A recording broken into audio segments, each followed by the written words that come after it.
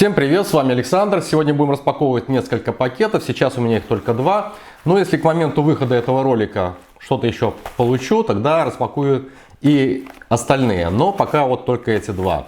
Поэтому присаживаемся, смотрим.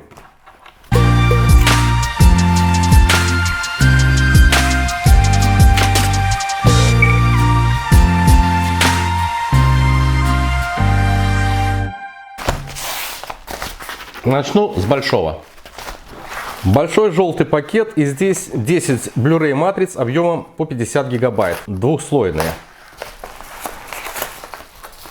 Я уже ранее приобретал матрицы на AliExpress, но только в другом магазине и дороже. В этот раз лот стоил $16.85 с учетом кэшбэк. Кстати, на иллюстрации и в описании с этим лотом указана максимальная скорость записи 8 крат, а в характеристиках товара указана скорость 6 крат. Где правда, узнаем в этом видео. Пакет был доставлен из Китая в Беларусь за 40 дней с отслеживаемым трек-номером. Оценили его, как указали, в $10. И здесь 10 DVD матриц. Ну, давайте смотреть, что прислали. Похоже, как и в прошлый раз, как в другом магазине, точно так же в конвертиках, по 2 диска в конвертике. Упаковано хорошо, все в пупырку, в пути не должны повредиться были. Да, вот такие вот 5 конвертиков, в каждом по 2 диска. Blu-ray должны быть черные, да, черные диски, но они такие темно-серые. Какой бренд, сейчас посмотрим в программе. Один из дисков устанавливаю в привод, пишущий привод Blu-ray. Ну, он DVD, Blu-ray пишет от LG. Значит, магазин поставляет диски от Ritec DR3 поддерживаемой скорости 2 крата, 4 и 6 крат максимальная, а не 8 крат, как было в описании. Вот в характеристиках было правильно. Запись диска произвожу на второй скорости. Файловая система UDF 2.5 выбрал. И объем 37,2 гигабайта. Время пошло.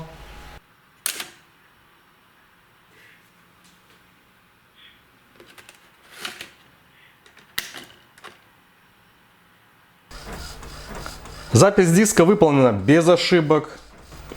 И вот сейчас будет готова обложка. Матовая поверхность матрицы обеспечивает, ну, в принципе, неплохое качество принта. Загружаю диск, Blu-ray привод.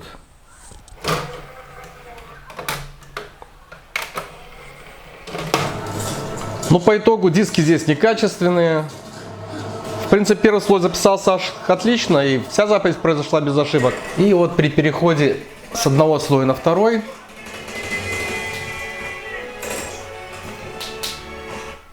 оп, зависание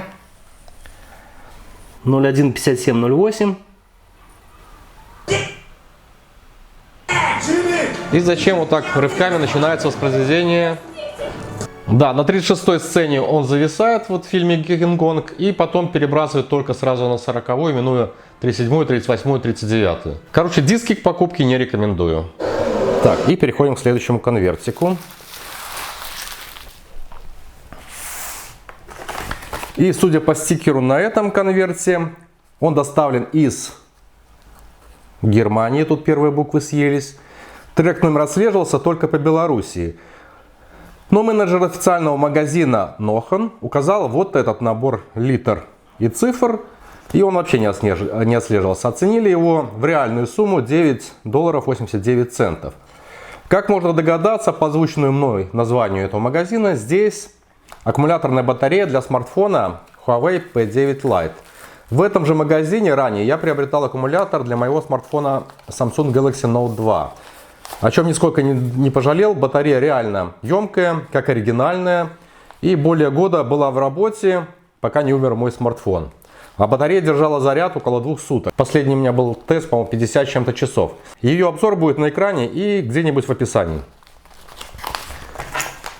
Поэтому когда мне обратились за помощью, я сразу порекомендовал именно аккумуляторную батарею Nohan.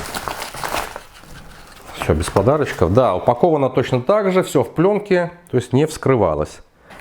Но все характеристики здесь представлены и на ней. Есть какие-то QR для перехода на официальные сайты. Здесь все. В комплекте присутствуют, помимо батареи, инструменты для вскрытия корпуса смартфона и изъятия старого аккумулятора. Поскольку оригинальный аккумулятор, он несъемный. В моем варианте вместо этого набора инструментов лежал футляр для аккумулятора. Так, здесь 4 отвертки, скрепка для изъятия лотка, медиатор, скотч и такая бумажка точно. И еще такая вот присоска и пластиковая лопатка. И сам аккумулятор. Да, вот видите, он несъемный, кстати, такой тонкий. Это весь комплект. Кстати, заметил, что все жало отверток такие магнитные. Вот. Они друг другу постоянно магнитятся. И аккумулятор.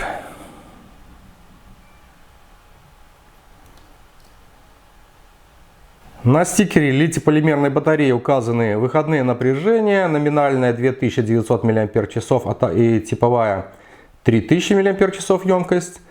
Ее модель, гарантированный срок 6 месяцев и сайт производителя. Этот аккумулятор предназначается вот для такого смартфона Huawei P9 Lite. Когда-то брал на него вот этот чехол от Нилкина. Месяца 3 назад, в феврале, был обзор. Ссылочку оставлю на экранчике.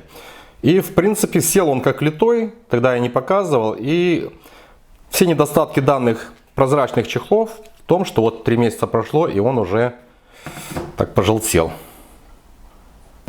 Про замену аккумулятора можно снимать отдельный ролик. Тут, конечно, очень много времени займет. Вся проблема состояла в том, чтобы как извлечь старый аккумулятор. Он настолько плотно сидит в своей позиции, что пришлось взять тонкую струну, просунуть под него, потому что он на скотч еще приклеен.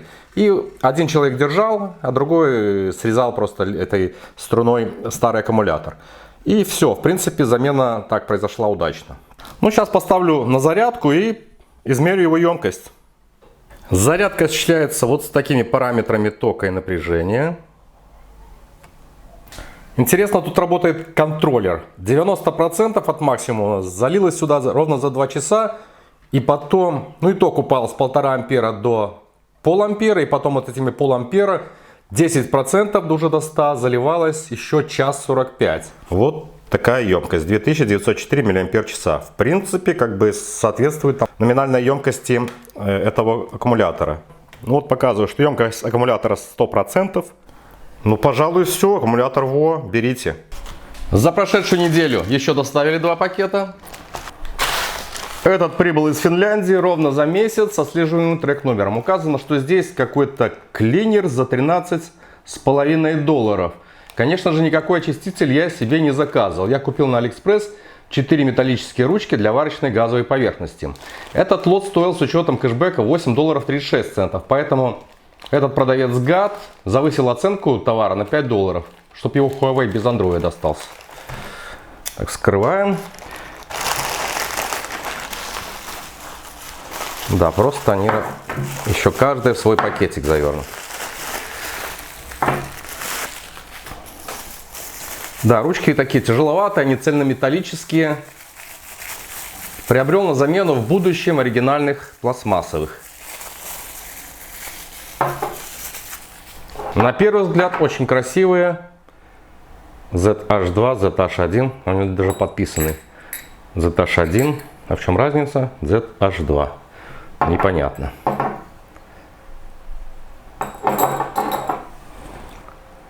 Ручки имеют небольшую ножку, которую реально срезать, если они мешают при установке. Их внешний диаметр 38 мм, а диаметр отверстия под кран горелки миллиметров 6. А их высота ровно 20 мм. Сказано там было, что это из нержавейки, имеют хромированное покрытие, сверху вот здесь такая вот фасочка. Для удобства хвата сбоку имеются выемки, а сверху углубление, указатель положения ручки, когда мы ее вращаем. Кстати, рекомендую данный магазин, если вы ищете запчасти также для пылесосов.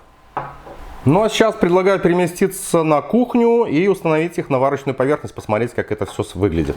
Вот в данной модели варочной поверхности Henkel удобное расположение регуляторов сбоку. Возможно, в классическом размещении спереди металлические ручки будут нагреваться от жара конфорок и посуды. Учитывайте такой момент. А я же купил их по рекомендации моего знакомого. И вот он признался, что ручки греются и пользуются ими некомфортно.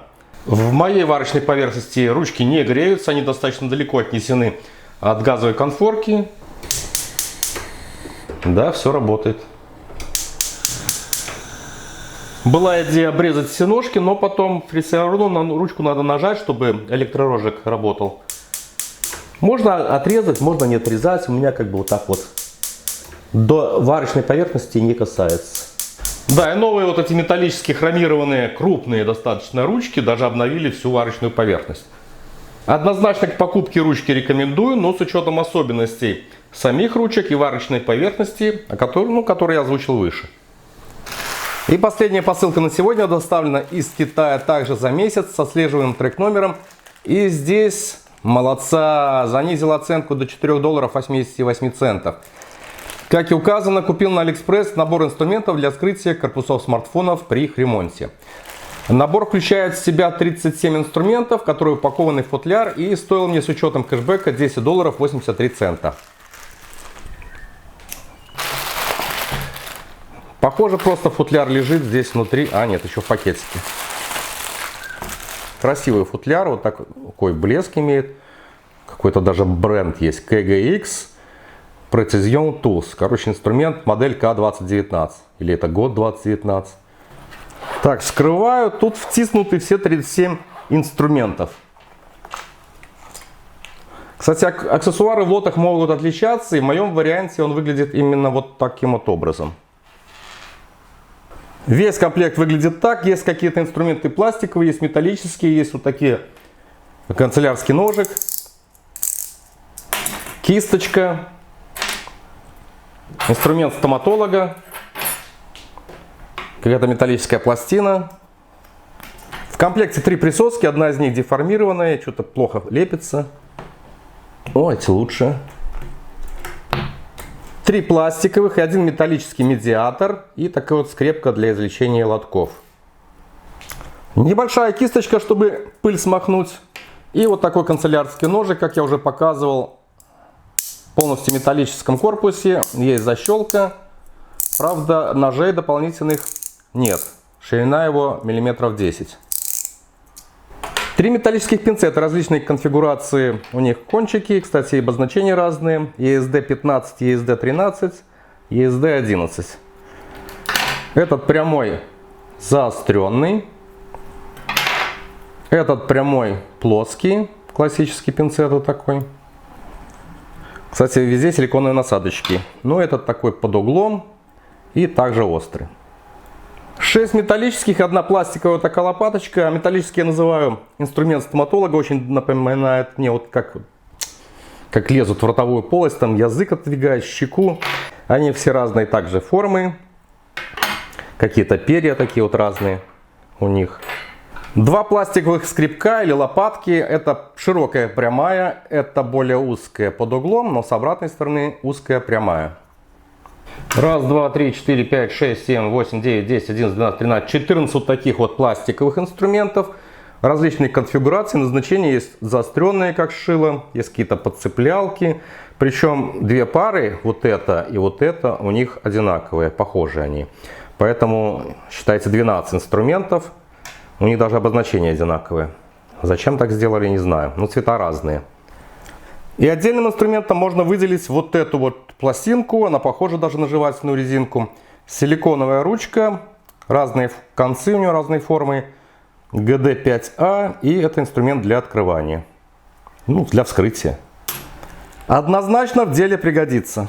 И, пожалуй, это все товары на сегодня, за исключением здесь нет аккумулятора для смартфона, уже отдал. Товар достаточно разнообразный, что-то выгодное и полезное, как ручки для газовой поверхности, инструмент для вскрытия смартфонов. Что-то можно было не покупать, как эти Blu-ray диски. Кстати, по ним я открыл диспут и уже выиграл, и деньги возвращаются мне на счет. Я объявил их фейками. Все товары я приобретаю только для частного использования, не в качестве рекламы. Поэтому, кому это интересно, я рад видеть вас среди подписчиков моего канала. Фото и ссылки на товары сегодняшние будут в пабликах ВКонтакте и Одноклассниках. Также ссылки будут размещены в описании этого видеоролика. Ну я с вами прощаюсь. До встречи на канале. Пока.